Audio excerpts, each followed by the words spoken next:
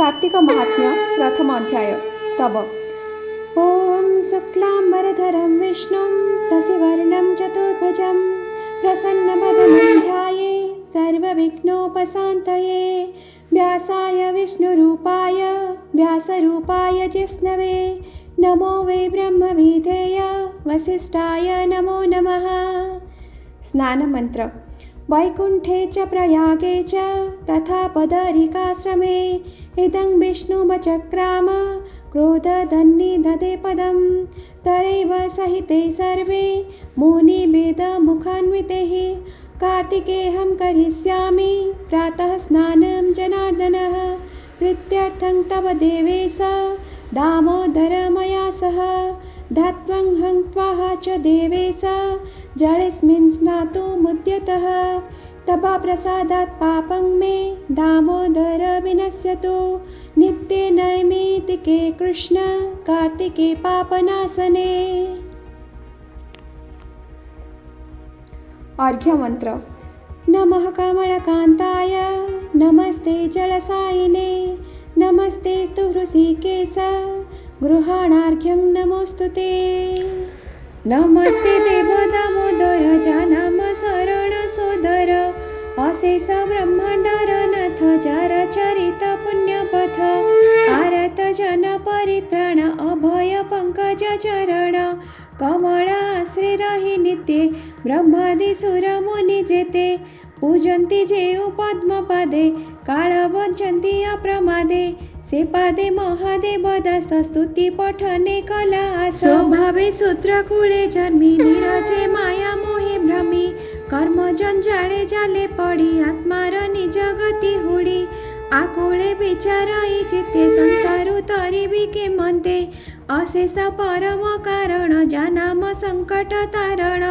विपद मोचन जे पाद आश्रय न लागे प्रमाद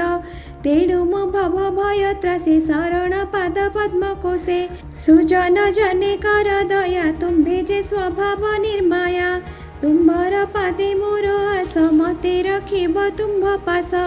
तुम्भर दया प्रमिते हरि चरित रस गीते थोकाए बखाणी विपद एथिरे न करिबा बाध कृष्णर महिमा अपार देवदानवे अगोचर ब्रह्माजी लोक परित्राणे महिमा चतुर्वेद भणे ताहार अगोचर जेणु निगम नाम देले तेणु पुणी संसार अनुरागे विस्तार कले शास्त्र जोगे मनु पुरुषे ताहा देई से ताहु सुमूर्ति बियाई से श्रुति पाई मुनि गणे विस्तारी रचिले पुराणे से पुण्य इतिहास बाणी सुजन जने ताहा शुणी जे साधु विवेक पंडित पुराण अर्थ कले गीत छत्तीस रागे हरि लीला बांधिले भाक जळे भेळा से भेळा श्रुति पथे धरी प्राणी तरिबे भव भारी विष्णु चरित गायत गाई अनंते कैवल्य मुक्ति पाई दुष्टे तरिले अप्रमादे पंचम वेद परसादे एहा विचारी मोर मने कृष्ण चरित गुण गाने मूर्ख स्वभावे भणी गीते सुजन जनक अग्रते कहई श्रीकृष्ण महिमा अपूर्व रस गुण सीमा पूर्वे जे नामे सारण्ये श्रुत सान्निध्ये मुनि जने सकळे एक मेळ होई हरि भक्ति हृदय नेई पूछन्ति कोमल वचने हे सुत शुण सावधाने जेते कहिला धर्म कथा हरि चरित गुण गाथा शुणिलु तुम्भ परसन्ने आम्भे अशेष जन्म पुण्ये एबे पचारु जन हिते संसारे धर्म भाव जेते यज्ञादि व्रत तपदान तीर्थे सेवने जेते पुण्य जोग समाधि क्रिया कीर्ति चतुर आश्रम जे नीति ए सर्वधर्म परिश्रेष्ठ की अछि कह तत्वनिष्ठ गृह आश्रमे तप करे विष्णु तो संति नर नारी अशेष जन्म बंधनासी अन्ते वैकुंठपुरे बसी विष्णु कैवल्य भोग करे कि धर्म संसारे प्रचारे एमंत धर्म अछि जहि भूमुनि कह दया बहि एमंते मुनिंक चरणे सुत कहन्ति तो समने सुत उवाच बोलन्ति शुण बुध गणे जे धर्म पंकज पुराणे उत्तराखण्डे जेउ बाणी व्यासଙ୍କ मुखु अछि शुणी जे विष्णु स्वयं व्यास रूपी से व्यास श्रीकृष्ण स्वरूपी से व्यास मुखरु निर्गत कार्तिक कृत्य महाव्रत सकल धर्मे सार जेहि तहिरे तो स्वभाव ग्राही विष्णुर अत्यंत प्रति जहि प्रसन्न वेदपति शिव सहित दिगपाले संतोष जेउ व्रत फले सकल पाप जहि हरि मुक्ति लभन्ति नर नारी जे व्रते हुए रोग नाश सकल पाप जाए ध्वंस मिले उत्तम पुत्र नाती बढ़ई आवर संपत्ति सकल तीर्थ फल पाए अन्ते वैकुंठपुर जाए से धर्म शुण दिव्य गाने संशय दूर करी मने पूर्वे जे द्वारपति पुरे श्रीकृष्ण सत्य संगतरे आरोही बिन तार बश्चा दिग भ्रमणे कले इच्छा सत्यभामांक इच्छा जहि सुपर्ण बेगे मिले जाए विविध कथा कही हरि प्रियार मन तोष करे एमंत चतुर्दश पुरे दुर्लभ स्थान जेते ठारे ब्रह्मा शंकर आदि सुर बासव वासुकी नगर देखी आनंद विष्णु प्रिया जगत वल्लभ अनुदया सपथ द्वीप वसुमती भ्रमिया सन्ति द्वारावती भुजंगासन पुष्ठे वसी श्रीकृष्ण गुण मुखे घोषी आनंद सक्राजित जेमा नाम जहार सत्यभामा उवाच पति चरण धरी करे भक्ति भावे देई सिरे कहन्ति ललिता वचन हे प्रभु कमला लोचन देवंक देव दीन बंधु सुकृत जन कृपा सिंधु जीव परम आत्मा तु ही के पारे तोर गुण कहे अनेक मते तोर भाव तते न चिन्हि मूढ़ जीव संसार भ्रमे जात होई तपन रथ प्राय मही ए तोर कौतुक रीति विश्व संपद विश्वपति विश्व संसारे करो लीला तोर महिमा असंखोला काहाकु केउ भावे दया के जानी पारे तोर माया 16 सहस्र जेते नारी कमला अंशे अवतरे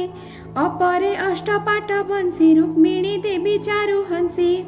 ए सर्व तुम्भर भावनी भजन्ति तुम्भ प्रीति घेनी